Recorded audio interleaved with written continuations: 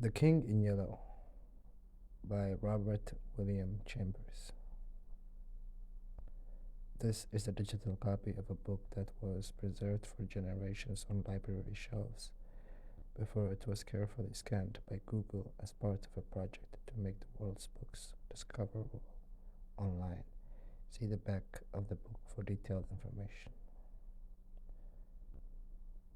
The Yellow Sign. See page 73.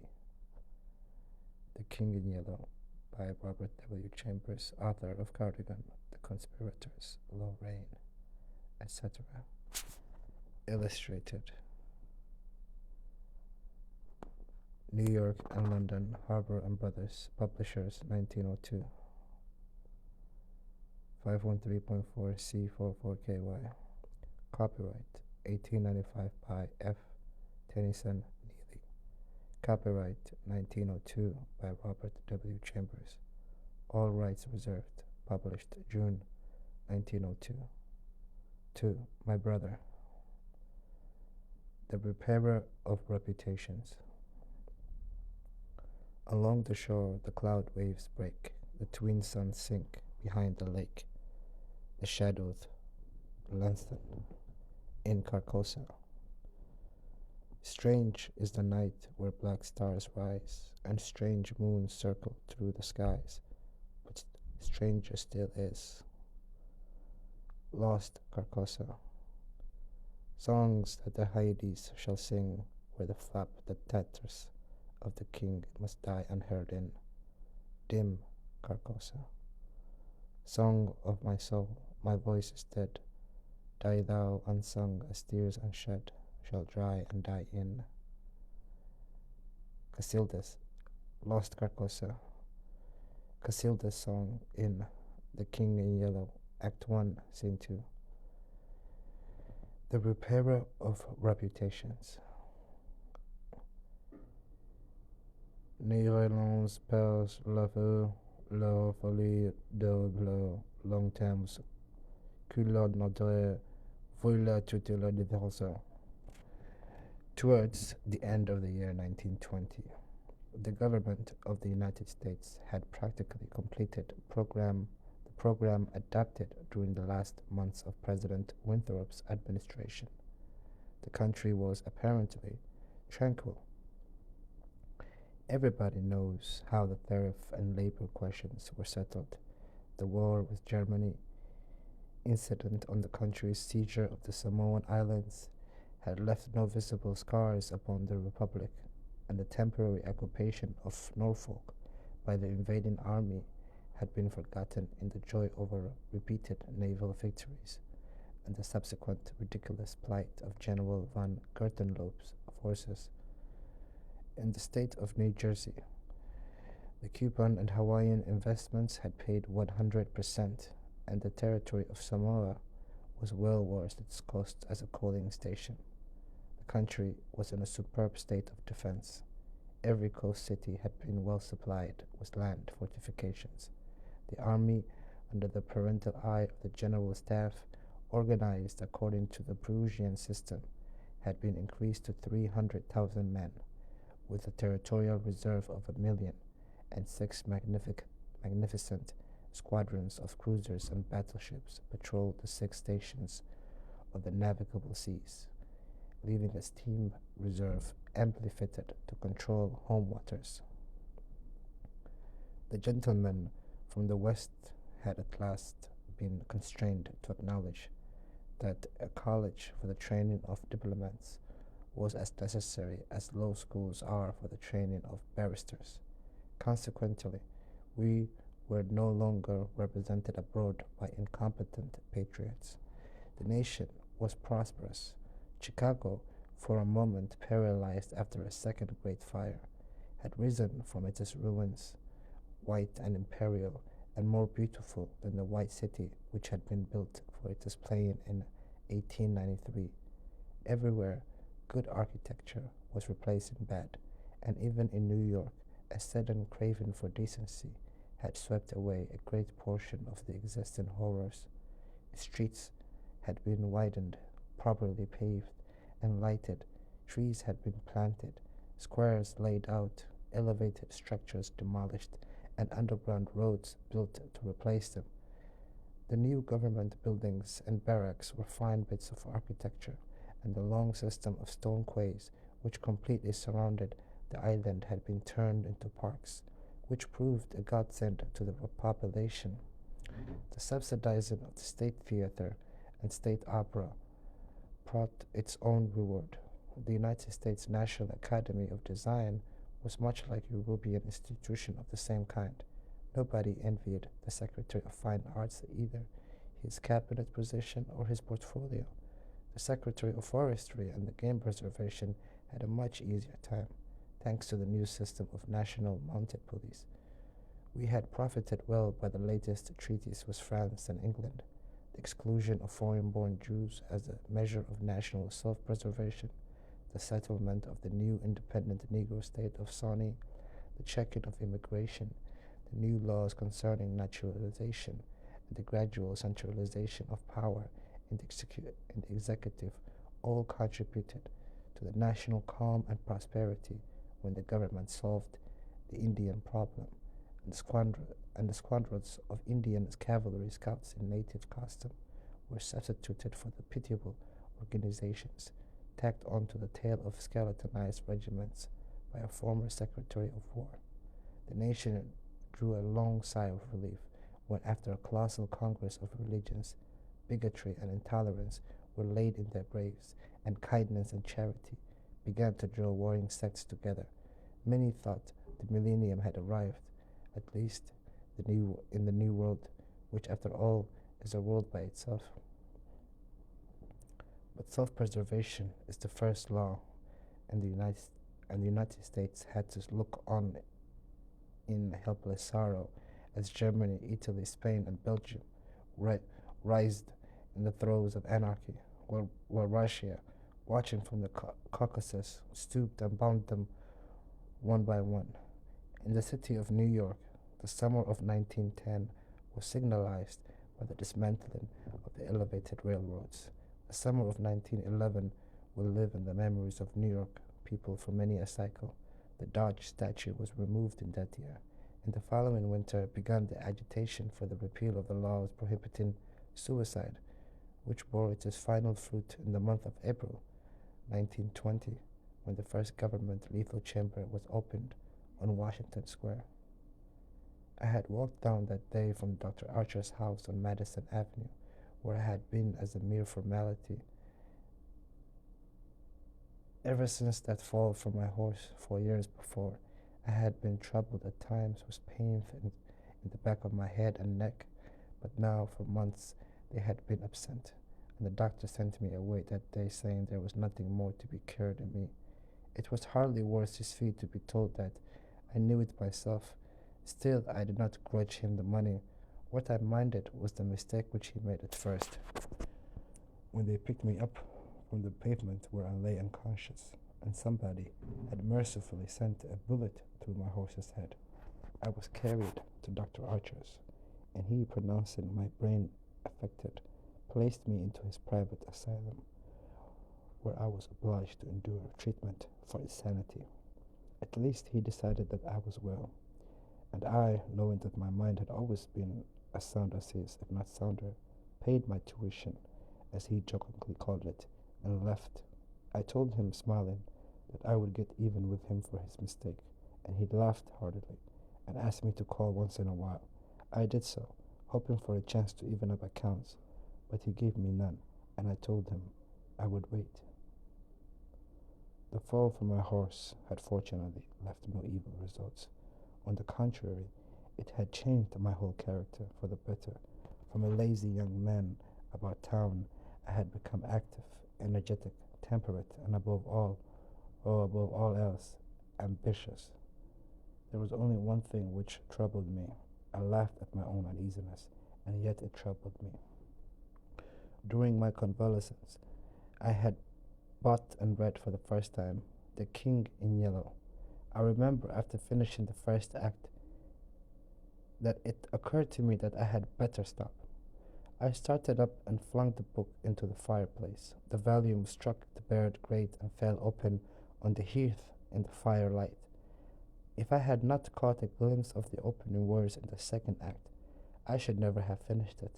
But I stooped to pick it up. My eyes became riveted to the open page, and with a cry of terror, or perhaps it was of joy, so poignant that I suffered in every nerve, I snatched the thing from the hearth and crept shaken to my bedroom, where I read it and reread it and wept and laughed and trembled with a horror which at times assails me yet. This is, this is the thing that troubles me, for I cannot forget Carcosa, where black stars hung in the heavens, where the shadows of man's thoughts lengthen in the afternoon, when the twin suns sink into the lake of Hali, and my mind will bear forever the memory of the pallid mask. I pray God will curse the writer, as the writer has cursed the world with this beautiful, stupendous creation, terrible in its simplicity, irresistible in its truth, a world which now trembles before the King in Yellow. When the French government seized the translated copies which had just arrived in Paris, London, of course, became eager to read it. It is well known how the book spread like an infectious disease, from city to city, from continent to continent, barred out there, barred out here, confiscated there, denounced by press and pulpit, censured even by the most advanced of literary anarchists. No definite principles had been violated in those wicked pages, no doctrine promulgated, no convictions outraged. It could not be judged by any known standard. Yet it was acknowledged that the supreme note of art had been struck in The King in Yellow. All felt that human nature could not bear the strain, nor thrive on words in which the essence of purest poison lurked. The very banality and innocence of the first act only allowed the blow to fall afterwards with more awful effect. It was, I remember, the 13th day of April 1920 that the first government of lethal chamber was established on the south side of Washington Square, between Wooster Street and South Fifth Avenue. The block, which had formerly consisted of a lot of shabby old buildings used as cafes and restaurants for foreigners, had been acquired by the government in the winter of 1913. The French and Italian cafes and restaurants were thrown down. The whole block was enclosed by a gilded iron railing and converted into a lovely garden, with lawns, flowers, and fountains. In the center of the garden stood a small white building, severely classical in architecture, and surrounded by thickets of flowers.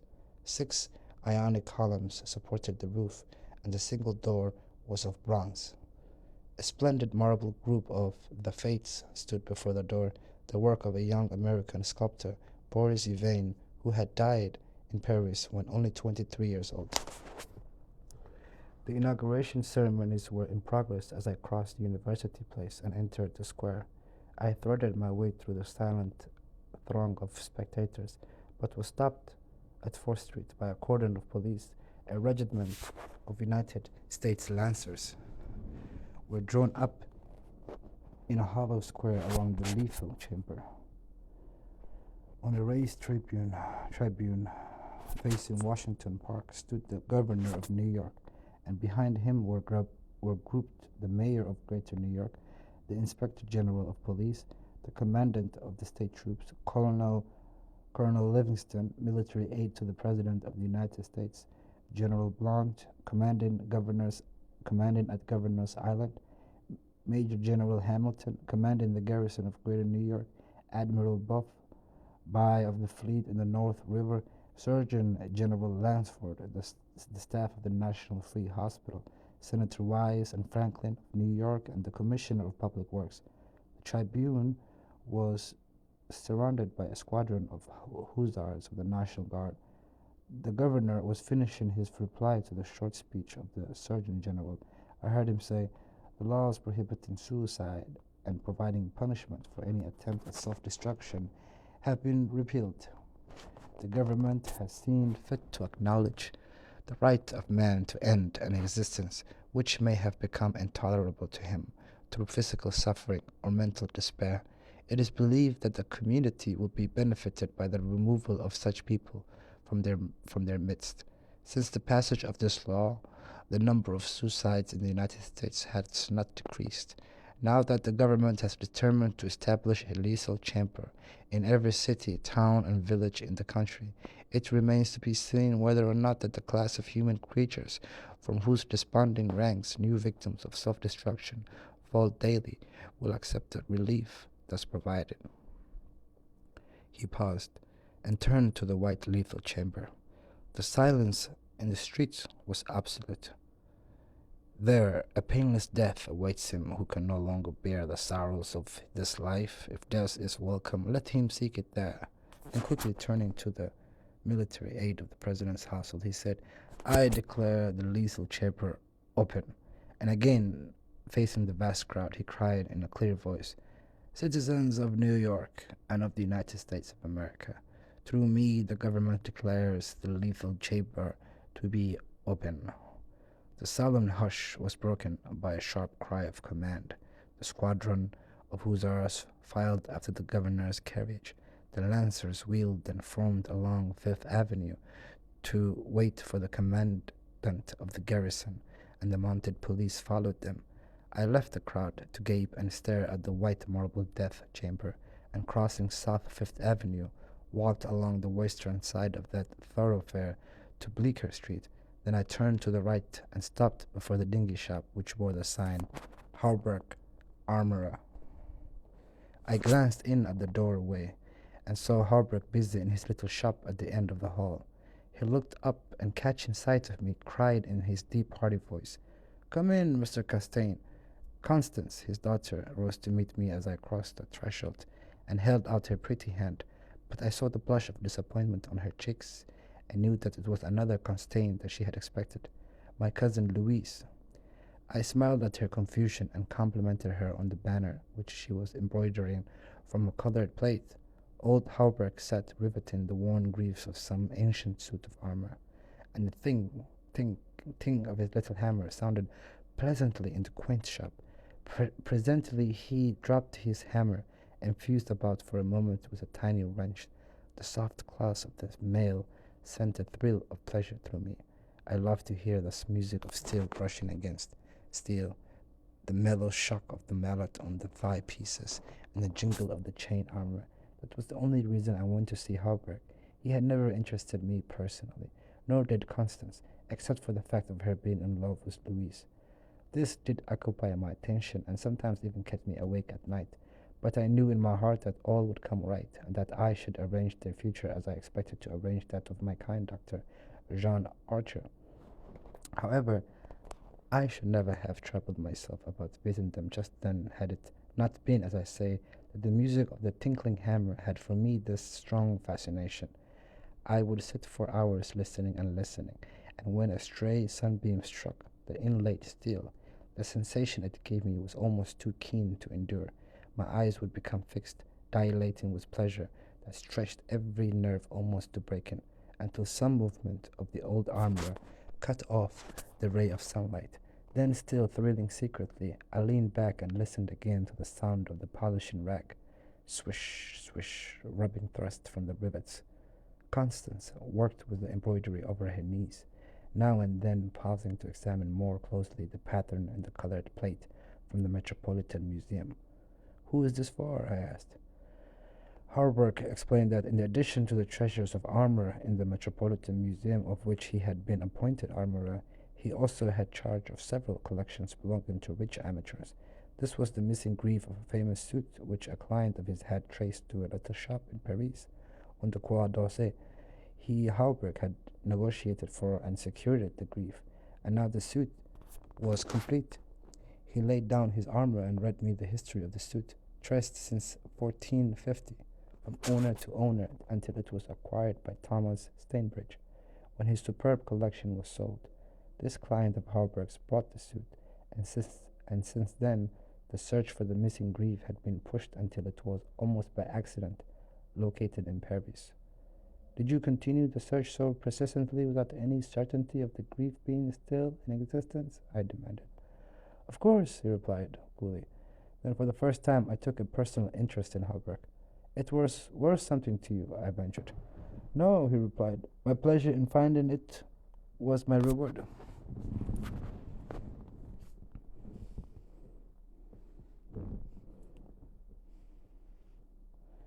Have you no ambition to be rich? I asked, smiling. My one ambition is to be the best armorer in the world, he answered gravely. Constance asked me if I had seen the ceremonies at the lethal chamber. She herself had noticed the cavalry passing up by Broadway that morning and had wished to see the inauguration, but her father wanted the banner finished, and she had stayed at his request. Did you see your cousin, Mr. Constance, there? She asked, with the slightest tremor of her soft eyelashes. No, I replied, carelessly. Louis's regiment is maneuvering out in Westchester County. I rose and picked up my hat and cane. Are you going upstairs to see the lunatic again? Laughed old Halbert. If Halbert knew how I loathed that word, lunatic, he would never use it in my presence. It rouses certain feelings within me which I do not care to explain. However, I answered him quietly, I think I shall drop in and see Mr. Wild for a moment or two. Poor fellow, said Constance, with a shake of her head. It must be hard to live alone year after year, poor, crippled, and almost demented.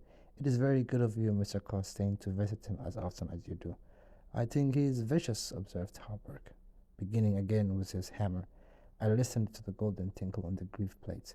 When he had finished, I replied, No, he's not vicious, nor is he in the least demented. His mind is a wonder chamber from which he can extract treasures that you and I would give years of our lives to acquire. Halbert laughed. I continued, a little impatiently. He knows history as no one else could know it. Nothing, however trivial, escapes his search, and his memory is so absolute, so precise in details, that were it known in New York that such a man existed in people, the people could not honor him enough. Nonsense, muttered Halbert, searching on the floor for a fallen rivet.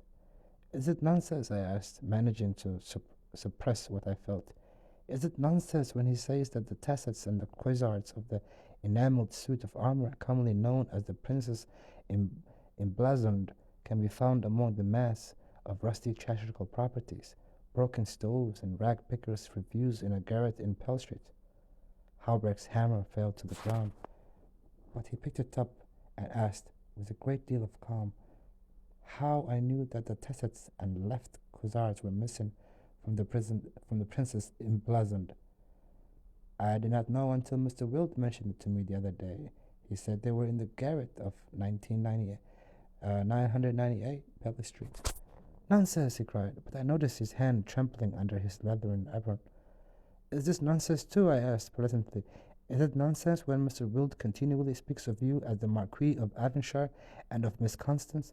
I did not finish, for Constance had started to her feet with terror written on every feature.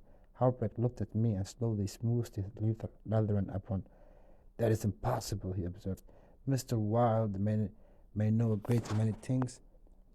About armor, for instance, and the princess emblazoned, I interposed, smiling. Yes, he continued slowly.